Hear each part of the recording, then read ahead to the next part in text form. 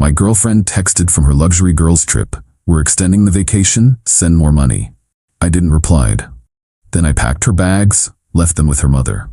A week later, the girls trip was over. I'm 29 male. As a structural engineer, I live by a simple code. Foundations are everything. You calculate every stress, account for every variable, and ensure stability before you even think about building up. For 3 years, I thought the foundation of my relationship with my girlfriend, Poppy 27, was solid rock. I see now it was just well-compacted sand waiting for a storm. I have a good career. I'm not rich, but I'm financially secure. Poppy is a stylist's assistant, working hard to build an online brand as an influencer. I've always been proud to support her dream. I've bought camera gear, editing software, and helped fund the designer pieces she used to build her portfolio. I considered it an investment in her happiness, which I thought was an investment in ours. For her 27th birthday, she wanted the ultimate dream girls trip with her friends Pippa and Imogen. The resort she picked was a high-end, all-inclusive paradise. The cost for the 3 of them for 5 nights was just over £4,000. It was a significant amount, but I paid it without hesitation. I transferred the money directly to her account to book the trip. Seeing her ecstatic face as I dropped them at the airport, that feeling of providing joy was worth every penny. The first few days were a highlight reel on my phone. Photos of Poppy, Pippa, and Imogen, cocktails in hand, living their best life. The captions were full of dream come true and best boyfriend. I'd send back a heart emoji, playing my role as the supportive off-screen benefactor. On the 5th day, the morning they were scheduled to fly home, a text landed that changed everything. Poppy: "Hey darling, having the most amazing time. We're not ready for it to end. Pippa found a deal to upgrade our room and extend for another week. It's perfect. We're going to do it. Can you send over another £1,500? It'll cover everything. Love you." I read it, and a profound icy stillness spread through my chest. It wasn't about the £1,500, it was the complete and total absence of a question. It was a demand packaged as a cheerful update, the sheer, unblinking entitlement of it all. I didn't reply. My fingers hovered over the keyboard, but a cold, logical part of my brain took over. Instead of texting, I opened my laptop. I had a nagging feeling, a loose thread I needed to pull. A few weeks ago, Poppy mentioned a mutual acquaintance, a girl named Gemma, was also going to be at the same resort complex with her family. I found Gemma's public Instagram profile. I scrolled through her stories, and there it was, a video posted 10 hours earlier, a wide shot of a crowded resort beach club. In the middle of the dancing crowd was Poppy. Her arms were wrapped around the neck of a guy named Niall. A friend she'd told me was gay and just part of her professional circle. His hands were low on her waist, and they were moving together in a way that left zero room for interpretation. In the background, Imogen was making out with some other guy. This wasn't a girls' trip. It was a couple's retreat I had unknowingly funded. There was no explosion, no rage, just a quiet, clean snap. The foundation had failed. My job now was to manage the demolition. The first thing I did was not pack her bags. It was to open a new browser tab and type "Tenant Rights Without Lease UK." I knew after 3 years of her living with me, receiving mail here, and for all intents and purposes calling it her home, I couldn't just throw her out. That would be an illegal eviction, and it would give her power. My mind went into engineering mode. I needed a process. I needed documentation. I found a template for a formal notice to quit. I filled it out carefully, citing the end of our personal relationship as the cause. I printed 3 copies. Then I walked into our bedroom. For a moment, the sheer normalcy of it all hit me. Her perfume in the air, her half-read book on the nightstand, a wave of something hot and painful. Grief, maybe, or fury, washed over me. I wanted to sweep everything onto the floor. Instead, I took a deep, shuddering breath and walked to the spare room. I pulled out her 3 large suitcases. I began to pack, not with anger, but with a chilling, robotic focus. It was a task to be completed. I folded her clothes, wrapped her shoes, and systematically cleared the bathroom of her endless collection of bottles and jars. I felt like an archaeologist cataloging the remnants of a lost civilization. I paused at her bedside table. The velvet box was there. Inside, the custom silver locket I'd designed for our 2nd anniversary, an engraving of the stars on the night we met.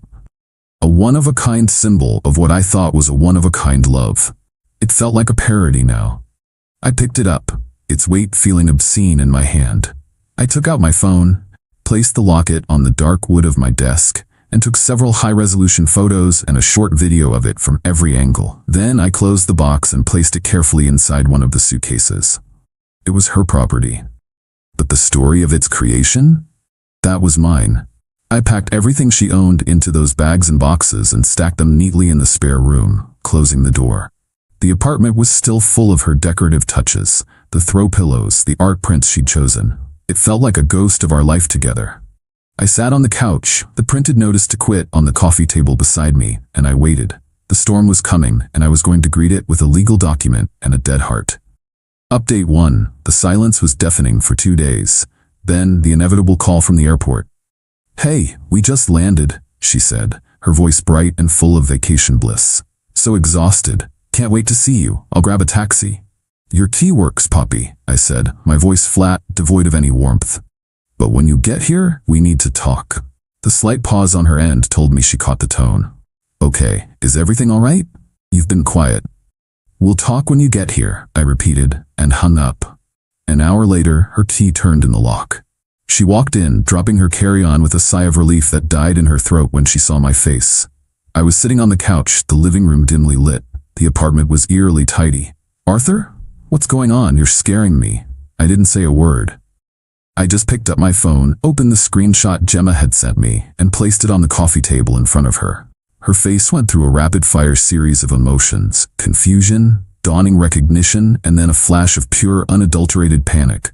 It was there for only a second before the walls went up. The classic gaslighter's defense. "Oh my God, that," she scoffed, trying for a laugh. "That's Niall. I told you about him. We were all just dancing and having fun. You're seriously bent out of shape over a stupid picture." It stopped being a girl's trip the moment his hands were on your waist, Poppy. You're being insecure. You're letting your jealousy ruin my welcome home because I dared to have a good time on the trip you sent me on. I let her tirade wash over me. I didn't raise my voice. When she was done, I pushed the printed document across the table toward her. "What's this?" she asked, her voice dripping with suspicion. "It's a 30-day notice to quit," I said calmly. "Our relationship is over. I've packed your belongings. They are in the spare room. You have 30 days, as required by law, to find a new place to live and remove all of your property." The sight of the formal document, the cold, legal language, hit her in a way my anger never could have. This wasn't a fight she could win with tears or accusations. This was a process. You're evicting me?" she whispered, the words sounding absurd to her. "I'm terminating your residency," I corrected her. "You have 30 days. Her face hardened. The victim narrative dissolved, replaced by cold fury. "Fine, I'll get my things now." She stood up, heading for the spare room. "No," I said, standing up to block her way. "You can take what you need for the next few days. The rest of your property, including the more valuable items, your laptop, your designer bags, the locket, will be available to you on the day you move out and return your key. Consider it insurance that you will vacate peacefully and on time." This was the move. I wasn't illegally withholding her property.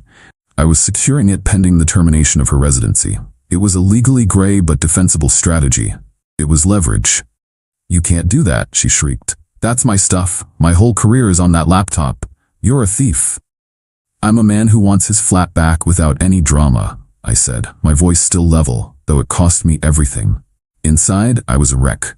My hands were shaking slightly. A dull ache had settled behind my ribs. "You have 30 days, Poppy. I suggest you start looking for a flat." She stared at me, her eyes full of a hatred so pure it was stunning. Then she turned, grabbed her carry-on, and stormed out, slamming the door behind her. I stood there in the vibrating silence of the flat, the mask of calm finally cracking. I leaned against the wall and slid to the floor, the sheer, crushing weight of the last 3 years finally hitting me. This was going to be the longest month of my life. Update 2. Update. The past 2 weeks have been a masterclass in psychological warfare. Poppy is cycling through every tactic in the manipulator's handbook, and I'm documenting everything like it's a project report. Phase 1, the sympathy play. For the first few days, I got a series of tearful texts and voicemails. How could I do this to her?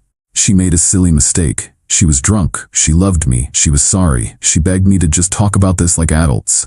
I never replied. Phase 2, the legal threats. When tears didn't work, the tone shifted. She texted that she'd spoken to a solicitor. I doubt it. and that I was illegally holding her property hostage. She demanded immediate access to all her things. I replied with a single, formal email, restating the terms. All property would be released upon her vacating the premises on or before the date specified in the notice. I attached a photo of the notice she had left on the table. Phase 3. Harassment via proxy. Her friends Pippa and Imogen started in, texts calling me a controlling, abusive monster, vague posts on their Instagram stories about toxic men who punish strong women. Poppy posted a teary-eyed selfie with a caption about surviving betrayal and learning to stand on my own 2 feet. It was all a performance for an audience I didn't care about. The real escalation happened last Tuesday. I got a call from my mom. Her voice was tight with a confused worry that immediately set my teeth on edge. "Arthur, darling, I just had the most disturbing call from Poppy's mother, Fiona." My blood went cold. "What did she say, Mum?" "Oh, it was a whole performance," my mum said, her voice laced with skepticism. "Thank God for her good sense. She said you had some sort of breakdown, that you threw Poppy out with nothing but the clothes on her back. She claimed Poppy had loaned you a significant amount of money and you were refusing to pay her back. She kept asking if you were okay and hinted that you'd been unstable since your father passed. She was trying to paint you as unhinged and me as a negligent mother. This was a new low. Poppy couldn't break me, so she armed her mother with a pack of vicious lies and aimed her at mine. She weaponized my father's death. The strategic, detached part of my brain clicked into a higher gear. The goal was no longer just to get her out. The goal was to ensure the truth came out so clearly and decisively that she could never twist the narrative again. Yesterday, Poppy showed up with her mother. Fiona stood behind her, looking righteous and protective. Poppy demanded her laptop, claiming a major work project was due. It was a lie, a power play. "Poppy, the terms are clear," I said through the door, refusing to open it more than a crack. "Arthur, this is absurd," Fiona said, stepping forward. "Give my daughter her things. She told me how you're holding her financially hostage after she was kind enough to lend you money." I just looked at Fiona, a woman I'd had dinner with a dozen times. "You should be careful about the stories you choose to believe, Fiona," I said. Then I closed the door. This is not a clean fight. It's a miserable, draining siege. I've been sleeping on the couch because I can't stand being in the bedroom. I live on coffee and the grim satisfaction of knowing I am following the process to the letter. Every interaction is logged. Every text is saved. 10 more days. The foundation is gone, and I'm just waiting to clear the rubble. Final update. The 30th day arrived like a parole hearing. The month was hell, a Cold War fought in a 900-square-foot flat I barely recognized anymore. But I stuck to the plan. I documented everything. The move-out was as tense as a bomb disposal. Poppy arranged for her dad, a quiet, weary-looking man, to help her. I had a friend, Graham, come over to act as a neutral third-party witness. I had a printed inventory of all her packed belongings. As Poppy and her dad made trips to the hired van, I stood by, silent and observant. She didn't look at me once. When the last box was out, I presented her with the inventory sheet and a pen. "This is a document confirming you have received all of your personal property as listed," I said. "Please sign it, and I will need the key back." She shot me a look of pure venom, but signed the paper. Graham signed as a witness. She slapped the key on the counter. The transaction was sterile and final. She walked out of my life and I locked the door behind her. The silence she left was the most peaceful sound I'd ever heard. For 2 weeks, I did nothing. I deep-cleaned the flat, rearranged the furniture, and reclaimed my space. I started sleeping in my bed again. The anger and pain began to recede, leaving behind a sort of bruised quiet. Then, I executed the final phase of my plan. I launched a professional design portfolio website I'd been building for myself. The centerpiece was a blog post titled, "The Polaris Locket, a Study in Sentimental Design and Fabricated Narratives." I used the high-resolution photos and the video I took of the locket. The post was my story, told through the lens of my craft. I wrote about the inspiration, capturing a moment of pure trust. I detailed the design process, the choice of materials, the collaboration with the artisan. I posted my original sketches and 3D renderings. It was a beautiful, compelling story about creating a symbol of unwavering loyalty. Then, the conclusion. An object like this is imbued with the story it's meant to tell. This locket was designed to be a North Star, Polaris, a fixed point of truth. It was a tangible promise of a shared, honest future. It has since come to my attention that the narrative it was intended to represent was a work of fiction. The trust it symbolized was leveraged to fund a deception. Therefore, the piece in its original context is meaningless. Art, however, can be reclaimed. Its story can be rewritten. I am happy to confirm that the Polaris locket was safely returned to its recipient as part of a formal separation of property. Its story is now hers to tell. My smile as the designer is one of moving on, and a reminder that the most beautiful designs are meaningless without a foundation of integrity. My next project will be a study in resilience. I shared the link on my LinkedIn and my professional Instagram. I tagged the artisan who, having heard a sanitized version of the breakup from Poppy, was fascinated by my side of the story and shared it, commenting, "An artist's work always has a story. This one is powerful." The fallout was quiet but absolute. I didn't have to call Poppy a liar or a cheater. My post was calm, professional, and classy. It was also undeletable and devastatingly specific. By confirming I had returned the locket, I neutralized any claim that I was a thief. I simply told the truth about my art. Poppy's social media world, which is smaller than she pretends, saw it.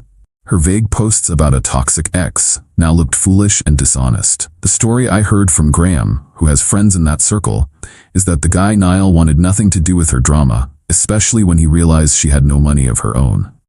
Her friendship with Pippa and Imogen fractured completely under the weight of the credit card debt they had racked up for the extended trip, a bill they had all expected me to pay. I did get a few comments calling my post passive-aggressive. I didn't care. They were drowned out by messages of support. It wasn't a perfect, clean victory. A public move like that never is. It left me feeling exposed, but it was necessary. Life is quiet now. It's not happy ever after. There's a scar, a new layer of cynicism I carry with me. The knowledge that I was seen as a walking wallet is a bitter pill. But the flat is finally mine again. The other night I found myself sketching at the kitchen table, designing something new. Not a locket, a bridge. Something built to withstand unexpected stress with deep foundations and an honest design. It's a start,